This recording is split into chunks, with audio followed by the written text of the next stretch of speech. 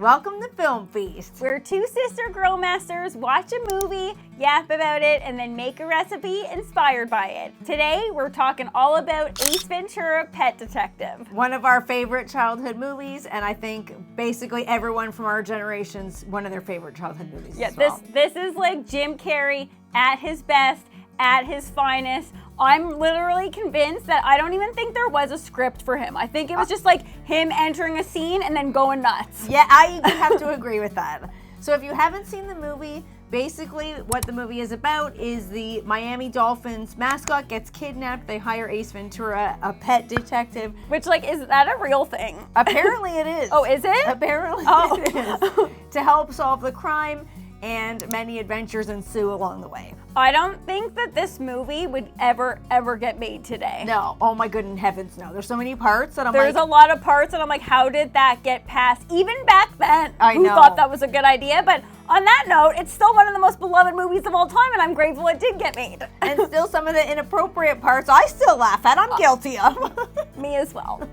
What part of the movie were you inspired to cook from? Okay, so one of the scariest parts of the movie, when I was a kid, I found this scene to be absolutely horrific. Okay, instantly I know what you're gonna say. When he goes to the childhood home of Ray Finkel and meets the parents and talks about Ray Finkel and his past, and the mom makes him cookies and of course says like that they have to be laces out. Mm-hmm. That's like one of the scariest parts of the movie. His house looks absolutely terrifying.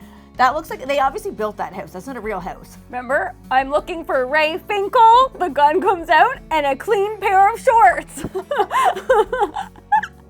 I was little, I didn't know what that was referring to. It's like funny. Half the things when you're little just goes over your head, but yet you still think it's funny. Yes. Okay, so the theme keeps coming up through the whole movie, the whole laces out thing with Ray Finkel, and so it ends up being a big part of the movie. So I wanted to make, not cookies, because the mom does make these darling little cookies. I thought instantly you were going laces out cookies. The little footballs. They're little footballs. No. So I wanted to make pupusa. Ooh. I love pupusa. Pupusa is a traditional dish that is typically filled, you can fill them with beans, you can fill them with meat. I wanted to take it in a vegan route, Delectable. obviously. So we've got some corn masa on for the outside, and where I like, this is not traditional. Traditionally, it's just the corn masa and salt and water. But I like to add seasoning whenever I can. Mm-hmm, of course. So I put some garlic powder, some onion powder, some cumin, some chipotle chili powder. You could have gone in with a barbecue rub, but you just dipped and dabbled on your own time here. I kind of just made my own. Yeah. And a lot of salt. Because of the volume of it, you really want to make sure that you're adding quite a bit of salt. Yes.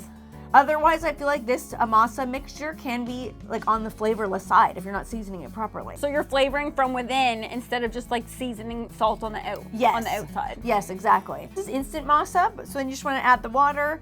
I like to get in there with my hands. Of course, you could use a mixture if you have one, but it comes together very, very quickly.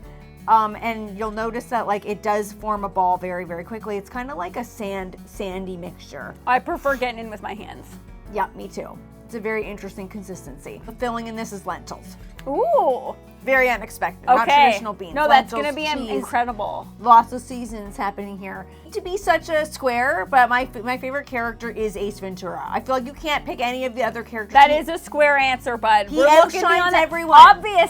Obviously, he is the star of the show. I can't think of anybody else in the movie that even holds a candle remotely close to him. I know, but it's true. But all the good parts, like that entire movie. True. Like, name me one person that like is remotely even close to being good. Okay, I was gonna say if I had to pick. Courtney Cox lame. Yeah, I know. And did you know that actually Lauren Holly from Dumb and Dumber was supposed to play Melissa? And she turned it down? I don't know if she turned it down, but she just didn't make it. So Melissa, it was played by iconic Courtney Cox.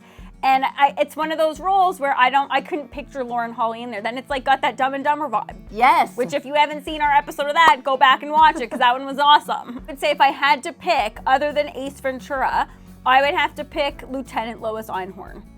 Why, just for the acting? Yes, the acting, I love her. She's incredible. She makes the role. I love her chemistry with Ace. She's all right, but I would never say her to... Obviously, she's not Jim Carrey. Jim Carrey, this is his role. This is his movie.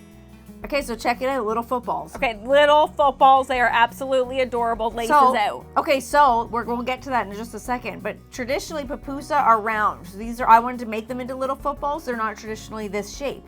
So right now they look like flat little diamonds. They don't really, they kind of look like footballs. I think they look like footballs. Like they kind of look like football shapes, but here's where we get interesting. How are we gonna do the laces out, people? Some kind of icing. Some kind of savory icing. What kind of savory icing could you use on these, I wonder? Mashed tater. That would be good. That's not color. Ooh. We've got some homemade barbecue sauce. Loving it. And you better believe I sat there and painted on laces on every single one of these. Was it soothing? I feel It was annoying. I feel like tasks like get this in the kitchen are soothing. It was. You have some tunes on. Yeah. I had Seinfeld playing in the background. Take on a podcast. I'm there for that. Yeah, and it took a very, very long time to get all the laces on. But this is just barbecue sauce. So these are kind of like the outside of these are flat, kind of like a sugar cookie, like in the movie.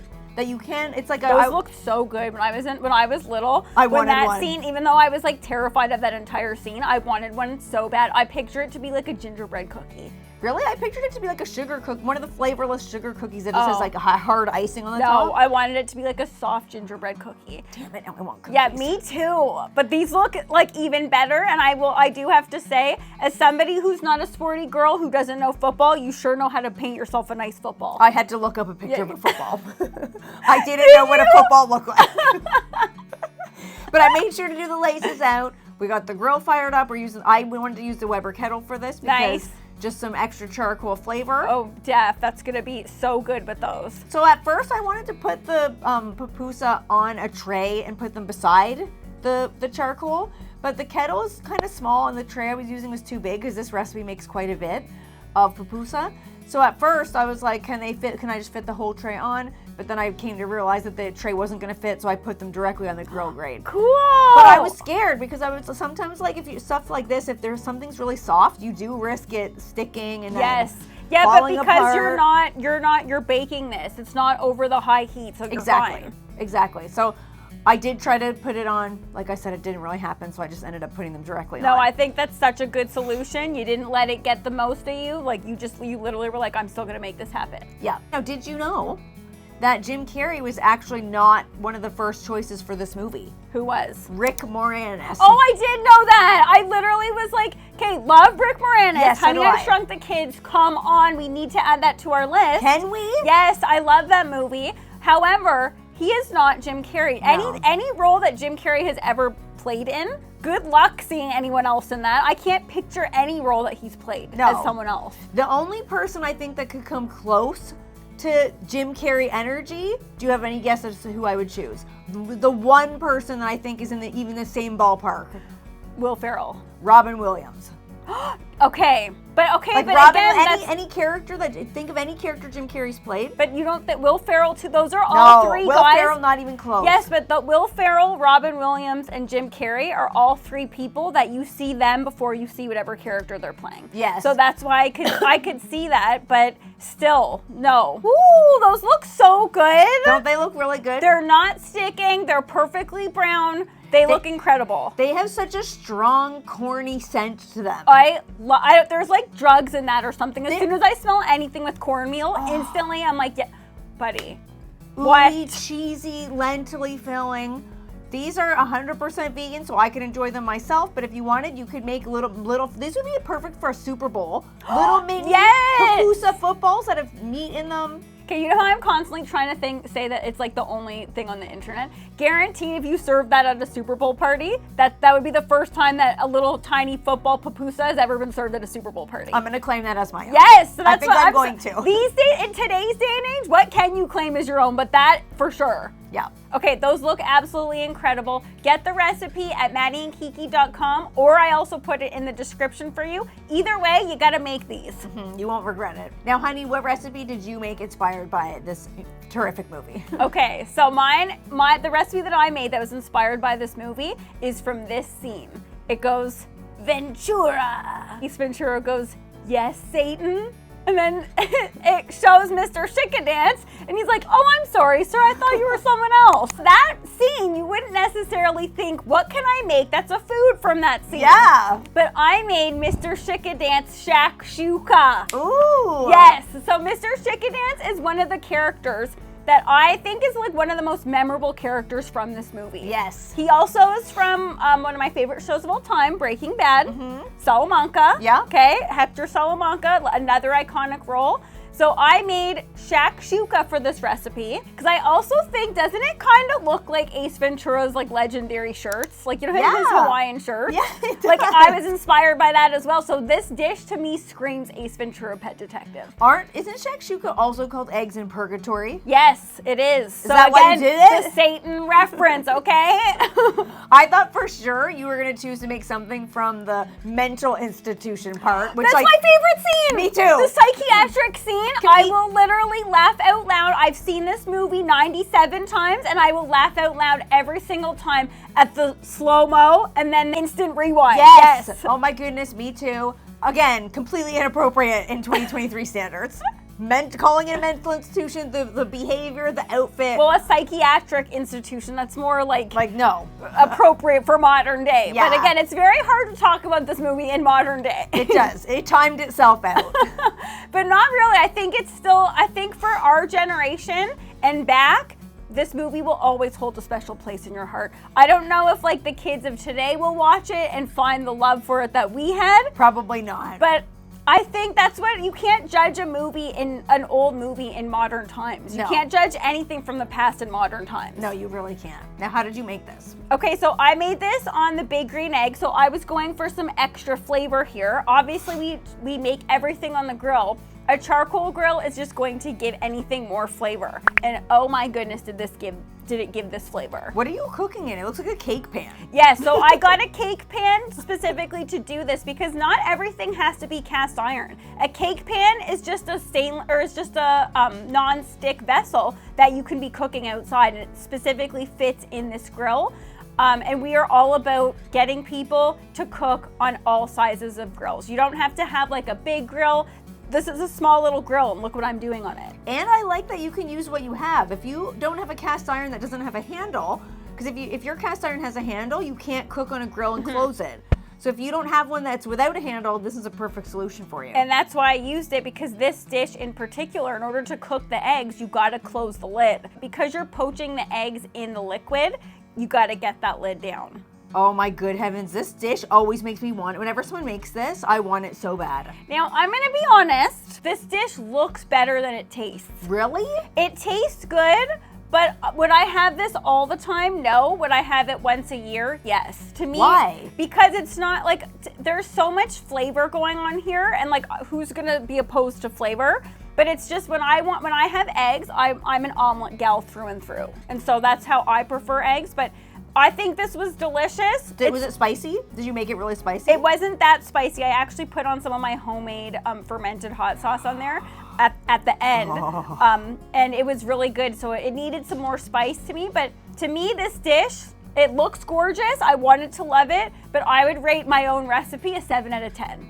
Really? Yeah, it was still good. First bite was incredible. But as I got more into it, I was like, shakshuka, Yeah, like I feel like that looks so I know, good. it looks incredible. And like the dippy eggs. Even though you said it's trash that people call them dippy eggs. It is.